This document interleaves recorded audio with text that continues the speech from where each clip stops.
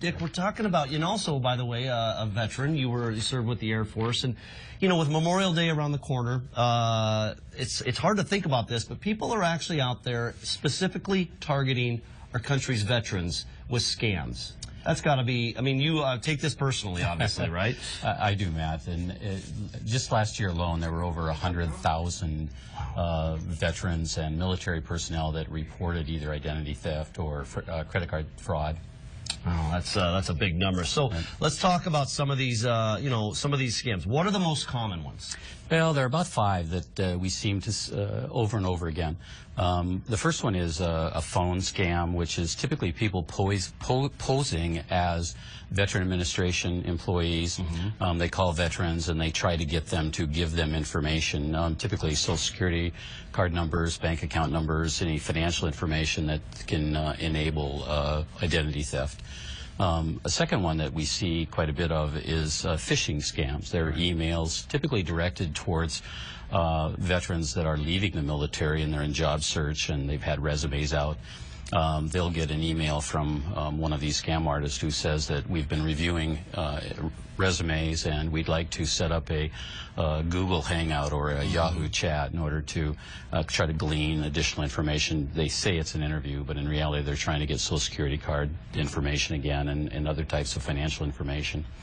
A third one is companies that actually will offer to buy out disability benefits and pensions from military who maybe need lump sum amounts. Mm-hmm. But the problem arises when the fees and the interest gets added into these. Oftentimes the veterans are signing away their benefits for 5 to 10 years, paying back over 100% of what the actual amount was that they received.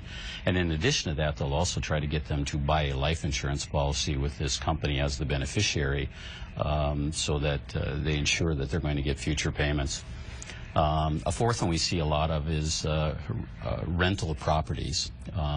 There'll be ads that will say they're giving discounts to the military, and then when people go to actually see the properties or get the keys, right, then they're required to wire transfer money as a security deposit or pay cash.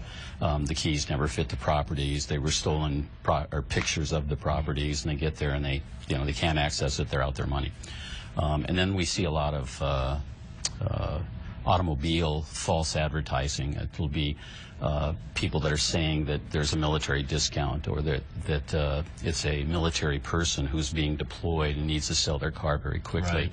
And the Better Business Bureau reports that most of those are false, and the people that actually do the transactions are pretty dissatisfied. So, Dick, we just have a few seconds left here, but I want you to go through some advice for veterans out there to try and help avoid some of these scams. What can they do? 3 major things is, number 1, do your homework. Check with the Better Business Bureau, check with the National Consumers League. We've got links to those on our website at independentwealthconnections.com. For people that are asked to do wire transfers, never wire transfer money to somebody you don't know. There's no reputable company or government agency that asks anybody to wire transfer, so that's always a sign of something wrong. And then the last one is for veterans that are on active duty, and if they're going to be deployed, you can actually go to the 3 credit card agencies, any one of them, and you can put an active duty alert on your credit record. That will prevent any new lines of credit being opened by veterans. They have to verify identification, and then it also keeps you off of the list of those pre-approved credit card applications that show up in the mail when you're Oh gone. Yeah, we all know those all too well. Well, Dick Branch with Independent Wealth Connections, thank you very much for being here. Some great advice, and also thank you for your service. Well, thank you, Matt. It's my pleasure. All right. Well, we're going to put some of that information up on our website as well.